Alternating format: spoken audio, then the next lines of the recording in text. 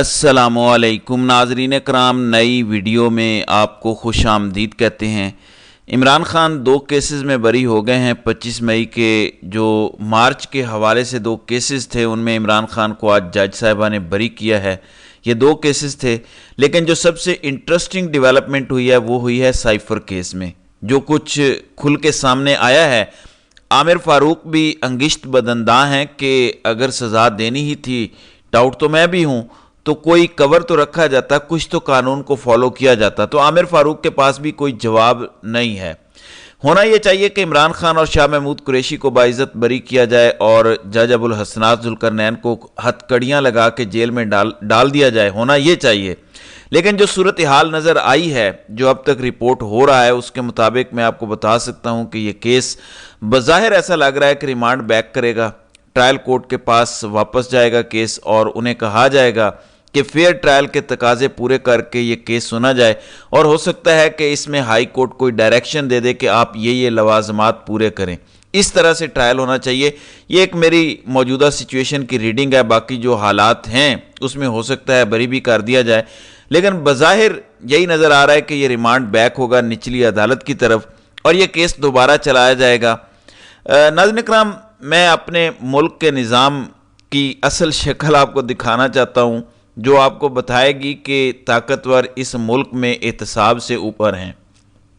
आप वीडियो में 2 गोल मटोल बबलू और बंटी देख सकते हैं, जो नवाज शरीफ की लाडली औलाद हैं। आज इनको 3 केसेस में अल अज़ीज़िया, फ्लैगशिप और एवन फील्ड में एक साथ बाइज्जत बरी किया गया है। क्या इन्होंने कोई रसीद पेश की? जवाब है नहीं। क्या इनके हक में कोई गवाही आई? जवाब है नहीं। क्या इन्होंने कोई ऐसा सबूत दिया जिससे साबित होता कि इन्होंने जुर्म नहीं किया? तो इसका जवाब भी है नहीं। इसके बावजूद इनको एक साथ 3-3 केसेस में बाइज्जत बरी किया गया है। इसीलिए मैं वापस आऊँगा अपने पहले सवाल की तरफ कि जब इमरान खान के केस में साबित हो रहा है कि ट्रायल गलत हो रहा है, जज ने गलत सज़ा दी है, फेयर ट्रायल के तकाजे पूरे नहीं हुए, तो इमरान खान बाइज्जत बरी क्यों नहीं हो सकते? जबकि इस लाडले की औलाद 3-3 केसेस में एक ही दिन में बरी हो रहे हैं। यहाँ से पता चलता है कि ये कितना गलीज़ निज़ाम है जिसने अवाम को जकड़ा हुआ है। दूसरी जानिब मरीम नवाज़ की हुकूमत का पहला करप्शन का स्कैंडल सामने आया है। ये जो इमदाद दे रहे हैं, इसका इन्हें 3600 रुपये फ़ी बैग मिल रहा था, लेकिन इन्होंने उसको मुस्तरद करके 3810 पे सौदा किया। यही फ़ी बैग 210 रुपये इजाफी इस पर कमाए जा रहे हैं। इसका मतलब है कि इसमें क्या तबाही मचाई गई होगी, यानी एक झटके में 70 से 80 करोड़ का चूना लगाया गया है। तो ऐसे ही इन्होंने करोड़ों अरबों रुपए दे के अपने फार्म 47 हासिल नहीं किए। ये पैसा बनाया जाएगा। अभी सड़कों के बारे में कहा जा रहा है कि वहाँ से भी कमाई होगी। तो हर ठेके में पैसा कमाया जाता है। हैंडलर्स पैसा कमाते हैं, उनके ठेके में बनाने वाले वही होते हैं ज़्यादातर। तो एक पूरा निज़ाम बन गया है जिसमें रेंट सीकिंग की जा रही है, करप्शन है, रिश्वत है, माल बनाया जा रहा है, मक्खन मलाई ऊपर की खाई जा रही है। ये एक सिस्टम तैयार है। नाज़रीन करम, एक जानिब ये सेटअप चल रहा है, जुल्म और जबर पे खड़े निज़ाम की ज़रा आप औकात देखें और फिर हिम्मत देखें। कहते हैं कि भारत कश्मीरी सियासी जमातों पर पाबंदी ख़त्म करे, तमाम सियासी कैदियों को रिहा किया जाए। ये पाकिस्तान के दफ्तर ख़ारजा का बयान है। भारत जिसने कश्मीर पे गासिबाना कब्ज़ा किया हुआ है, उसे कहा जा रहा है कि तुम जो सियासी जमातों पर पाबंदी लगा रहे हो वो ख़त्म करो और सियासी कैदियों को रिहा करो। यासीन मलिक और उनकी जमात पर जो पाबंदी लगी है, यासीन मलिक को रिहा करने की बात हो रही है। मेरा सवाल है इस फार्म 47 वाली रजीम से, फस्ताई रजीम से, कि किस मुंह से तुम मोदी से ये कह रहे हो जबकि तुमने खुद पाकिस्तान की सबसे बड़ी सियासी जमात को ख़त्म किया, इलेक्शन नहीं लड़ने दिया, उनके लीडर्स को सियासी बुनियादों पर जेल में डाला हुआ है और अब भी हज़ारों लोग कैद में हैं, ख़वातीन समेत। किस मुंह से तुम लोग ये सारी बातें कर सकते हो? किस मुंह से ये तुम बोल सकते हो? कुछ शर्म कर लो। अगर मोदी ने ही पलट के ये कह दिया कि पहले अपने मुल्क के हालात देखो, तो क्या बाकी तुम्हारे पल्ले रह जाएगा? नाज़रीन करम, अडयाला जेल में एक स्पेशल एक्सरसाइज की जा रही है, सायरन बजाए जा रहे हैं। ये रिपोर्ट हो रहा है कि अगर बहुत बड़ा दहशतगर्दी का हमला हुआ तो हम उसे कैसे रोकेंगे, और मुझे इसके पीछे एक बड़ी साजिश की बू आ रही है। गो के अजमल जामी کویسچن مارک ہے ان کی لائلٹی پر کہ وہ منصوبہ سازوں کے ہیں یا کسی جماعت کے ساتھ ہیں یا نیوٹرل ہیں. I have questions. لیکن ان کا یہ کہنا ہے کہ منصوبہ سازوں کو پریشانی ہے کہ کہیں عمران خان کو کچھ ہو نہ جائے. یہ ساری سیکیورٹی اس لیے بڑھائی جا رہی ہے. میں اس بات سے اتفاق نہیں کرتا. اگر منصوبہ سازوں کو پریشانی ہوتی تو 3 نومبر کو عمران خان پر قاتلانہ حملہ نہ ہوتا. پھر عمران خان کو 18 مارچ کو جوڈیشل کمپلیکس میں قتل کرنے کی کیمروں کے سامنے کوشش نہ کی جاتی. ان کو اس سے کوئی خوف نہیں ہے, کوئی ڈر نہیں ہے.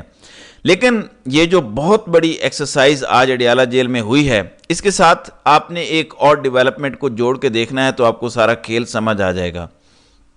ناظرین کرام, پاکستان نے کل اپنی ایئر فورس کے ذریعے افغانستان پر حملہ کیا اور گل بہادر گروپ کو نشانہ بنایا.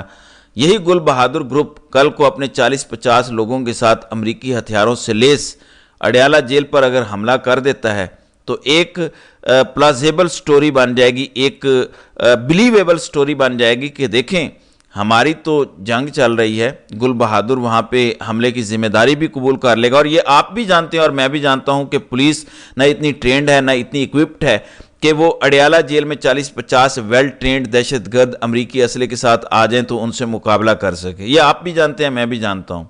ایسا کچھ ہو گیا تو کوئی روک نہیں سکے گا. وہ دھماکے کر کے دروازے توڑیں گے, دیواریں گرائیں گے اور اندر داخل ہو جائیں گے. یہ میں آپ کو بتا رہا ہوں کہ ایک خطرہ میں محسوس کر رہا ہوں. یہ نہیں کہہ رہا کہ یہ کوئی خبر ہے یا یہ ہونے جا رہا ہے. جب آپ ڈاٹس کنیکٹ کرتے ہیں کہ اچانک بیریئر لگائے جا رہے ہیں اڈیالہ جیل کے باہر, اچانک کہا جا رہا ہے کہ دہشت گردی کا خدشہ ہے.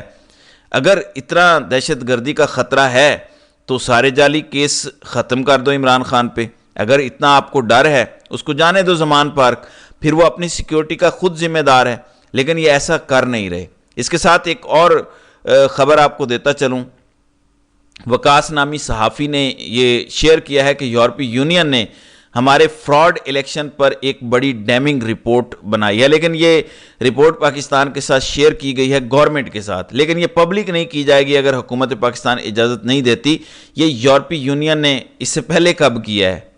یعنی فراڈ پکڑا گیا, جال سازی پکڑی گئی, دھاندلی پکڑی گئی. یورپی یونین کی رپورٹ کی ناظرین کرام بڑی اہمیت ہے, یہ یاد رکھیں, کیونکہ اگر یہ رپورٹ آ جاتی ہے تو یورپی ممالک کے لیے اس حکومت کے ساتھ چلنا اتنا آسان نہیں رہے گا. یورپی یونین کی یہ آفیشیل رپورٹ ہے, لیکن حکومت اگر پاکستان کی یہ اجازت نہیں دے گی یہ رپورٹ پبلک نہیں کی جائے گی. یہ ان کی طرف سے خود کہا جا رہا ہے. اب دیکھتے ہیں یہ رپورٹ پبلک ہوتی ہے یا نہیں ہوتی, اور اگر ہوتی ہے تو کیا ہیویلی ایڈیٹڈ ورژن ہوگا یا اصل رپورٹ پبلک کی جائے گی, کیونکہ یہ وہ رپورٹ ہوگی جس کی بنیاد پہ پاکستان یورپ اور امریکہ میں اپنا کیس لڑے گا کہ اتنے فراڈلنٹ الیکشن میں آپ کیسے ایکسپیکٹ کر سکتے ہیں کہ ایک ایسی حکومت کو, اور یہ بیرونی دباؤ ہی ہے جو پاکستان میں فارم 47 والی حکومت کو گھر بھیجے گا اور فارم 45 والے کو بحال کرے گا. تو بیرونی دباؤ ضروری ہے, پڑے گا یا نہیں یہ تو ظاہر ہے کہ آنے والا وقت بتائے گا. دوسری جانب نواز شریف ایک بار پھر لندن فرار ہونے کی تیاری کر چکے ہیں. اطلاعات یہ ہیں جو نون لیگ کے اپنے سوشل میڈیا کی طرف سے بتایا جا رہا ہے کہ نواز شریف مریم کے ساتھ اور شہباز شریف بھی شاید عمرہ کرنے جائیں رمضان المبارک کے آخری اشرے میں.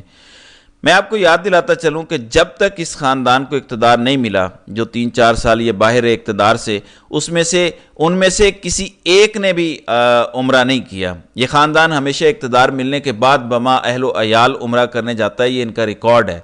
اب کہا جا رہا ہے کہ مریم اور نواز شریف عمرہ کرنے جائیں گے, شہباز شریف بھی ہو سکتا ہے انہیں جوائن کریں, اور پھر یہ کہا جا رہا ہے کہ وہاں سے نواز شریف اپنا دوبارہ چیک اپ کروانے لندن جائیں گے. کتنا عرصہ رہیں گے اس بارے میں کچھ نہیں پتا. 1 دن میں چیک اپ ہوگا, 10 دن لگیں گے, 50 دن لگیں گے, یا پھر نواز شریف اپنی باقی ساری زندگی گزار دیں گے گمنامی کی, یہ تو آنے والا وقت بتائے گا.